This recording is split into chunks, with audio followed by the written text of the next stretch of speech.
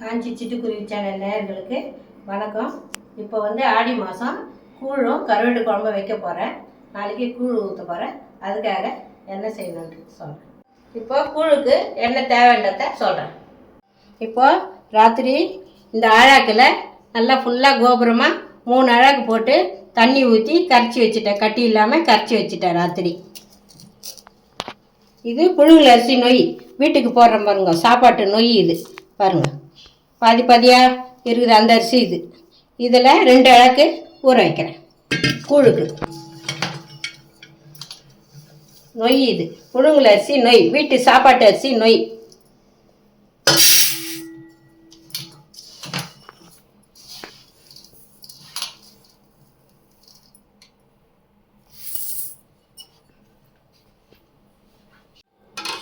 பாருங்கள், தண்ணி ஊற்றி இதை கழுவி எடுத்துறேன். கழுவி ஊற வச்சிடறேன்.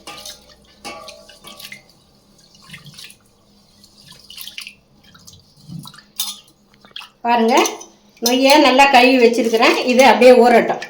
அதுக்குள்ளே கூழுக்கு பானையை வைக்கலாம். பானையை வச்சு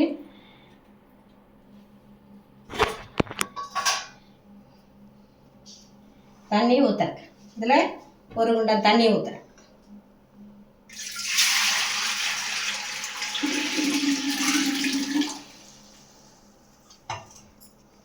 தண்ணி ஊற்றி கேஸை பற்ற வைக்கிறேன். தண்ணி காயட்டும். அப்புறமா நொய் போடணும். தண்ணி கொச்ச உடனே நொய்யை போடணும். பாருங்க, கூழுக்கு தண்ணி கொதிக்கிட்டோம். அதுக்குள்ளே கருவாட்டு குழம்புக்கு ரெடி பண்ணுறேன். இது வெள்ளை மொச்சை, இதை ஊற வச்சுருக்கிறேன். நல்லா 8-10 மணி நேரம் ஊறி இருக்குது. நல்லா கழுவி வச்சுருக்கிறேன். இதை இப்போது ஒரு பானையில் வேக வைக்கலாம். பாருங்கள், வெள்ளை மொச்சை வேகிற அளவுக்கு தண்ணி ஊற்றுறேன். ஊற்றிட்டு அதில் வெள்ளை மொச்சையை போடுறேன்.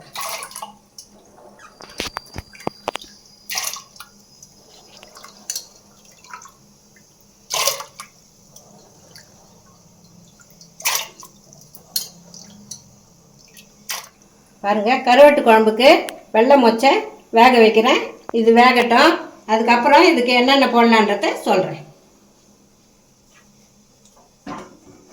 கேஸை பற்ற வைக்கிறேன்.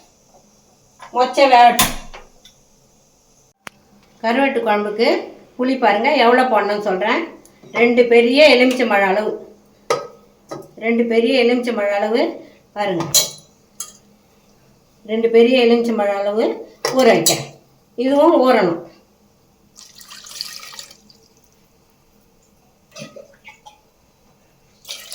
புளி ஊறட்டுங்க.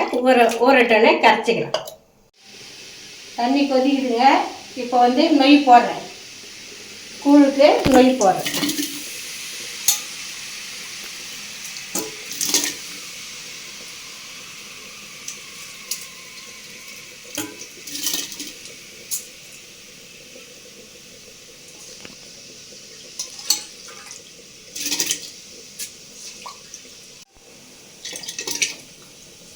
பாருங்கள், நொய் மொத்தம் போட்டுட்டேன். நொய் வேகட்டும்.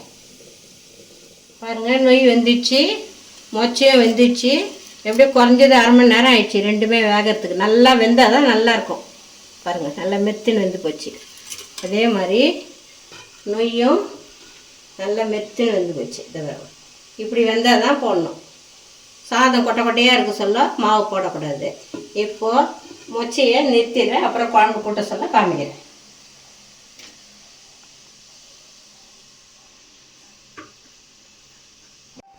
இப்போ பாருங்கள், இந்த மாவை இப்போ நொய் வெந்துச்சு, கூழ் நொய் வெந்துச்சு.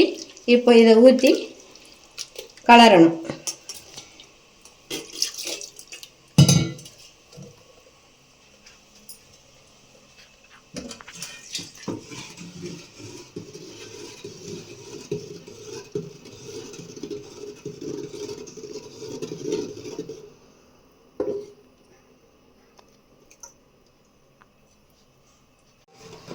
பாருங்கள், மாவு ஊற்றிட்டேன் நொய்யில். இப்போது வேகணும். நல்லா வேகட்டும். கையில் ஒட்டாமல் வந்தால் வெந்துச்சுன்னு அர்த்தம். மாவு வேகட்டும். பாருங்கள், நல்லா வெந்துச்சு. 20 நிமிஷம் ஆச்சு. இந்த மாவு ஊற்றி 20 நிமிஷம் ஆச்சு.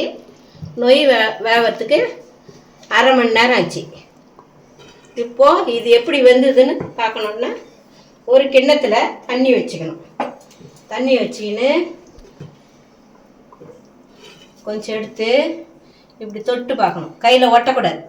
இப்படி ஒட்டாமல் இருந்ததுன்னா வெந்து போச்சு. கையில் ஒட்டலை பாருங்கள். தண்ணியே தொட்டுக்கணும். ஒட்டலை.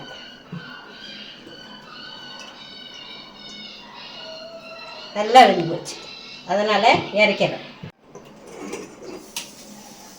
ஓம் சக்தி, ஓம் சக்தி, ஓம் சக்தி. பாருங்கள், இப்போ மொச்சக்கொட்டை நல்லா வெந்துடுச்சு.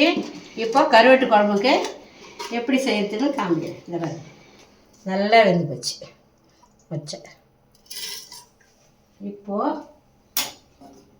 பெரிய எலுமிச்சம்பழம் அளவு புளி கரைச்சல் இருக்குது பாருங்கள். இதை கரைச்சி வச்சுருக்கிறேன். எடுத்துறேன். மொச்சையில் எடுத்துறேன்.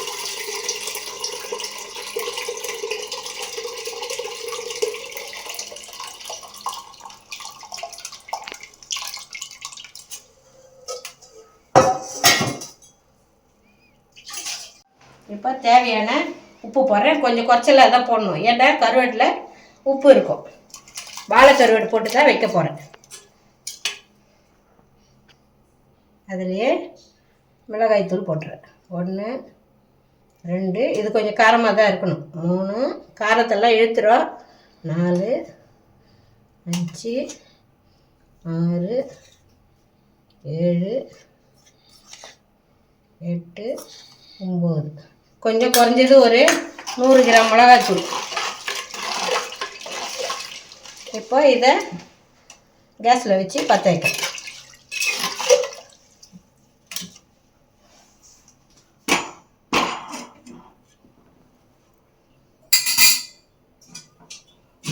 இன்னும் கொஞ்சம் தண்ணி ஊற்றிக்கலாம். காயில் வேகணும். அதனால் இன்னும் கொஞ்சம் தண்ணி ஊற்றிக்கலாம். இப்போ கேஸை பற்ற வைக்கிறேன்.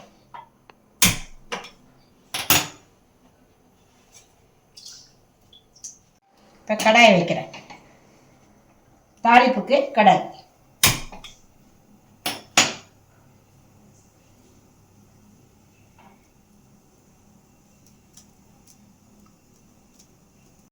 இப்போ கடாய் காஞ்சிச்சு. எண்ணெய் ஊற்றுறேன்.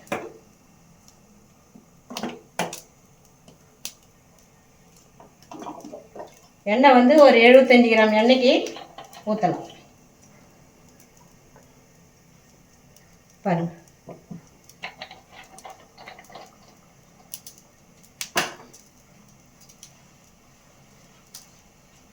பாருங்க எண்ணெய் காஞ்சிச்சு.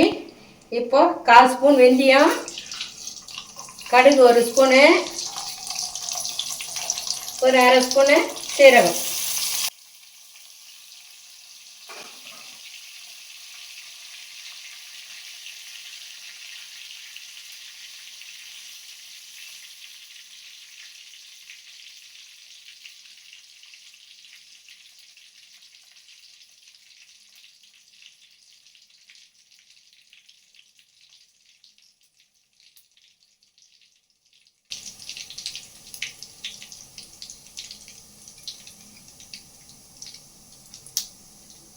கடுகு பொரிஞ்சிச்சு. இப்போ வெங்காயம் போடுறேன். பெரிய வெங்காயம் 2.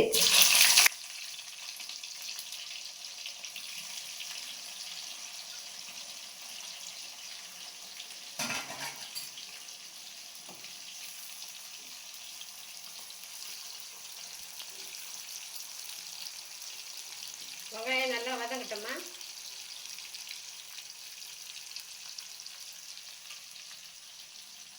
பாருங்க, பாதி வெங்காயம் வதங்கணும். இப்போ பூண்டு போடுறேன்.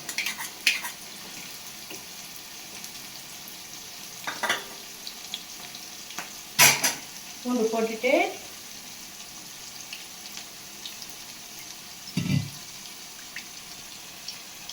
கருவேப்பிலை போடுறேன்.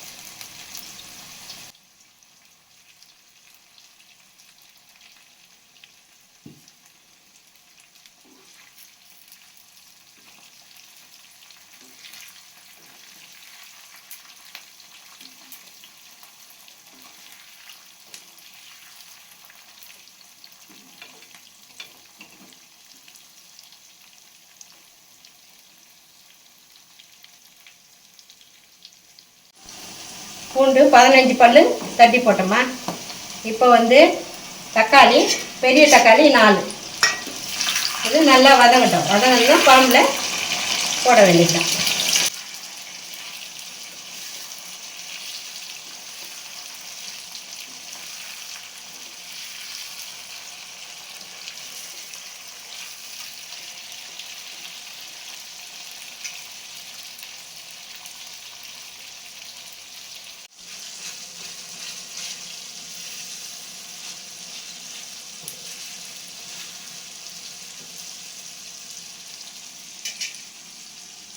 தக்காளி நல்லா வதங்கிச்சுங்க. இப்போ குழம்புல எடுத்து போட்டுருப்போம். தக்காளி, வெங்காயம், பூண்டு நல்லா வதங்கிச்சு.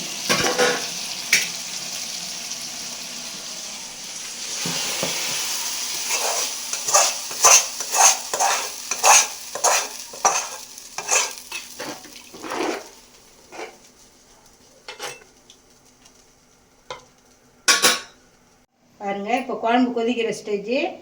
இப்போ உருளைக்கிழங்கு போடுறேன்.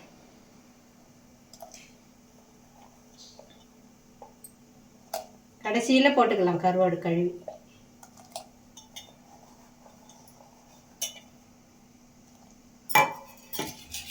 கத்திரிக்காயும் போட்டுருவேன்.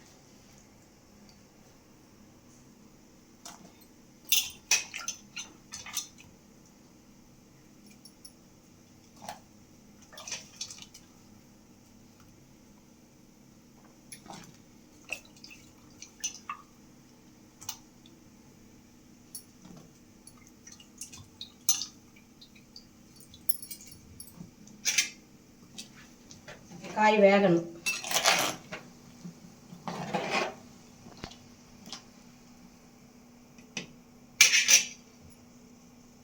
பாருங்க, குழம்பு கொச்சி காயெல்லாம் வெந்து வருது.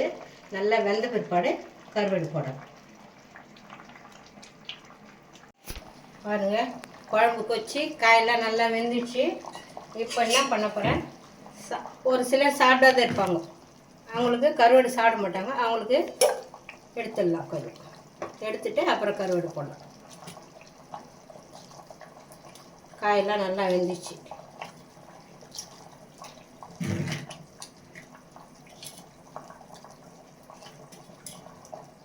பாருங்க, இது வாழை கருவாடு. நல்லா பச்சை தண்ணியில் சுடு தண்ணி ஊற்ற வேணாம்னு சொல்லிட்டாங்க. சுடு தண்ணி ஊற்றினாக்கா அழுக்காக போயிடும். பச்சை தண்ணியே கழுவி போடுங்கன்னு சொன்னாங்க. அதனால் கழுவி எடுத்துன்னு வந்துட்டேன். இது 1/4 கிலோ வாழை கருவாடு, வெட்டு வாழை. இதை குழம்புல போடுறேன்.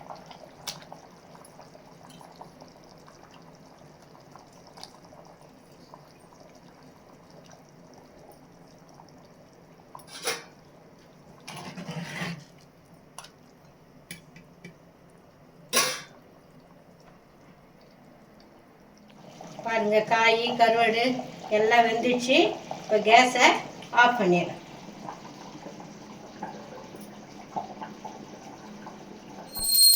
ஓம் சக்தி, ஓம் சக்தி, ஓம் சக்தி. எல்லாரும் நோய் நொடி இல்லாமல் நல்லபடியாக இருக்க கடவுளை வேண்டிக்கிறேன்.